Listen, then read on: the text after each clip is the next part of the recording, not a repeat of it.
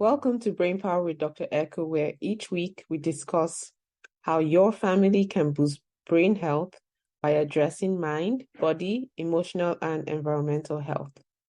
And now here's the episode. Hello, everyone.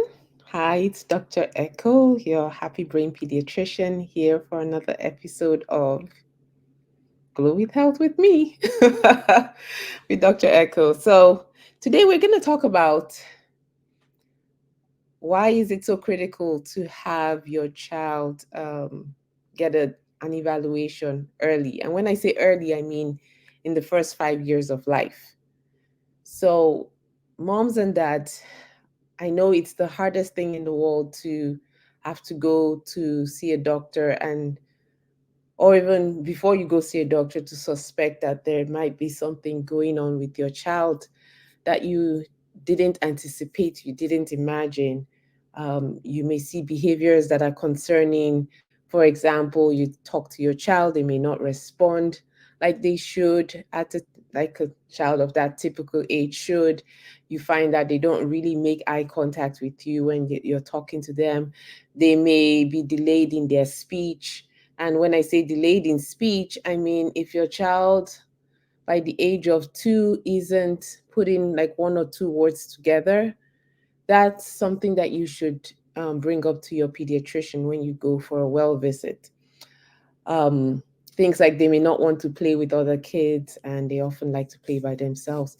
As parents, we know innately, we know our children better than anybody else. And so it's so important not to deny that inner voice, the inner knowing that we have, that there might be something going on with your child. And why do I say it's so important for you to get a diagnosis, or at least to discuss your concerns with your child's pediatrician or your child's healthcare giver, is because while we are thankful that the brain is able to heal itself and you're not stuck with the brain you have, the very first 5 years of life is critical. That if there's changes going to be made in terms of if your child has a speech delay, like starting to work on their speech, if they have difficulty with motor skills, opening cans or tying shoelaces, things like that, that the work is started at an early age, before the age of 5. Now, that's not to say if your child hasn't gotten evaluated before after the age of 5, then all hope is lost. Not at all. But for those parents who have any suspicion of anything being wrong, it's always best to ask. I always tell my parents that I care for, there is no such thing as a stupid question. It's always better to ask and bring up your concerns that you may have than to squish them and to hope that it's not, right? Because in terms of autism specifically right now, that we're discussing, if you do get your child evaluated, children can be evaluated from the age of 18 months all the way and on. And so if by 18 months you have concerns and you bring it up to your pediatrician and you're able to get an evaluation done, then support services can be put in place for you and your child, so that your child can thrive, so that your child, things can get better. So if we start working on your child's speech, for example, at 18 months, at 2 years of age, then they're more likely to make more progress than if we start working on their speech at age 6, 7, 8. You understand? So that's why it's important to ask the questions early. So, and the other thing I like to talk about is ADHD, right? If your child is on in the United States, we often do the evaluation for ADHD at the age of 6. And so is if your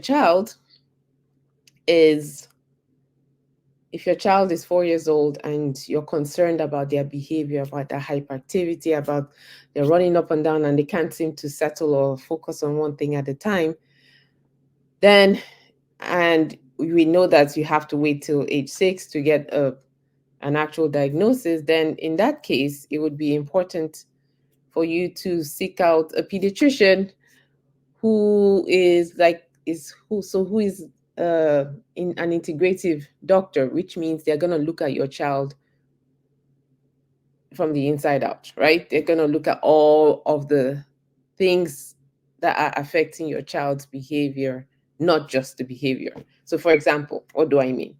So, I had a 4-year-old daughter, little one, come to see me a few weeks ago, and mom was concerned about ADHD. However, I told mom, she's only 4, so we're not going to do an ADHD, a formal ADHD evaluation, right? But because I'm an integrative pediatrician, and with every child I'm evaluating for autism, for ADHD, I do a full evaluation. And what do I mean by full evaluation? I mean, I'm asking questions about pregnancy, when mom was pregnant with the child, and birth process, and what happened when the baby was first born, and was there any trauma that happened to mom when she was pregnant, all the way up to what's the child eating, what are the child's eating habits, how does the child sleep, talking about if the child is constipated or not, talking about the child's bowel, how their tummy functions, questions about family history of any illnesses. And so it's not, I don't focus just on the behaviors to make a diagnosis for autism. I'm looking at the entire child, because it's so critical to do that and not just focus on, okay, these are the behaviors I'm looking at that should give me this diagnosis, because there's sleep will affect the way your child behaves, right? If your child is not getting enough sleep, if your child has difficulty falling asleep or staying awake all night, they will not behave well. I mean, without even any other issues going on. When think about yourself as an adult, when you don't sleep well, you don't function well. And it's the same thing with children. When they don't sleep well, they don't act well. And I'm not saying that sleep causes autism, but I'm saying that it definitely plays a part in the way your child behaves. So it's so critical to address all these other underlying concerns, which is the way I practice as an integrated pediatrician.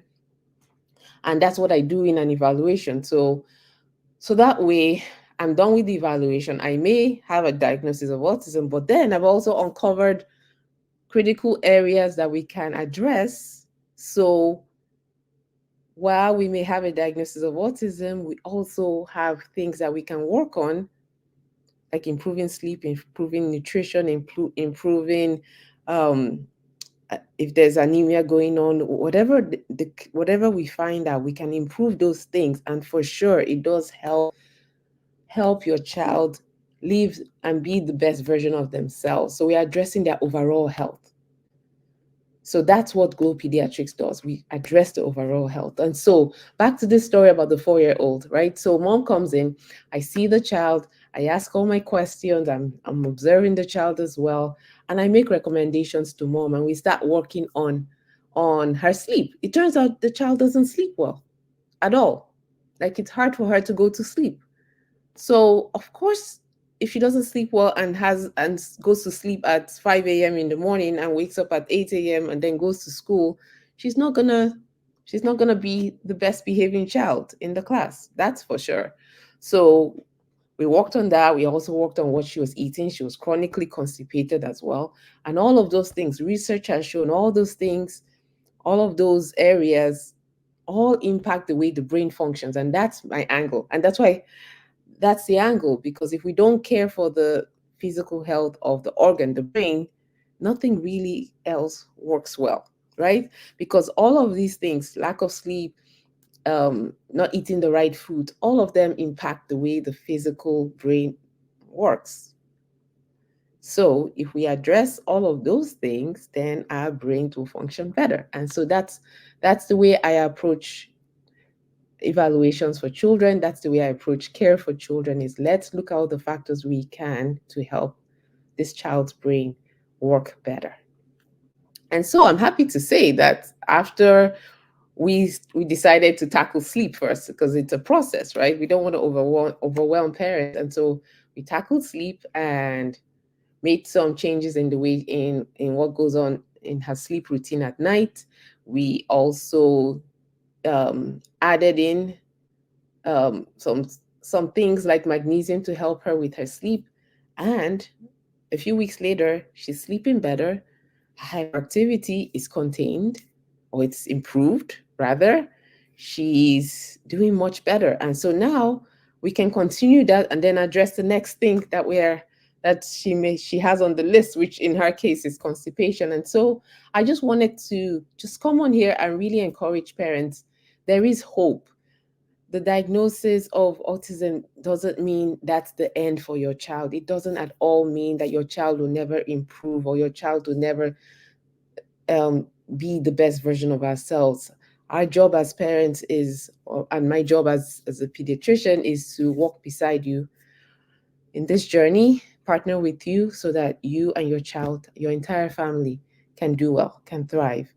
And if the earlier we start, the better the outcomes. I have seen this over and over and over. And so I often talk to parents who say, I just didn't want to face that there was an issue.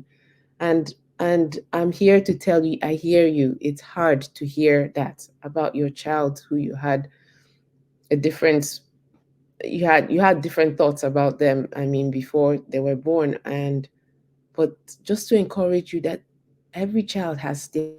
And the way I see my job is to help, is to partner with you to find your child's strengths. And so we can boost those strengths. And so your child can be the best version of yourself. I don't dwell on the diagnosis. I dwell on how can we help this child live to be the best version of themselves. And so I want that for your children, and I'm here to help. So if you have any further questions I can answer, I hope this was helpful. If you have any questions, please let me know. If you're watching the replay, hashtag replay. And if you have questions, I'll come back and respond to them. Please, if you're watching this on YouTube, please subscribe to our channel and like it and share it with families. More importantly, please share with families who need to hear this and know that there is hope. And again, as I always say, remember you're the best parent for your child. And again, here's my book, Children's Love Letters, A Pediatrician's Guide to How Your Child Spells Love, written for parents. I'm a mommy myself, and you can find this on Amazon. So I hope you have an amazing day. I look forward to serving you. I have a group program for parents of children with ADHD and autism, and we're accepting new parents in there and look forward to serving you and helping you and your family thrive and glow with health from the inside out. Have an amazing day.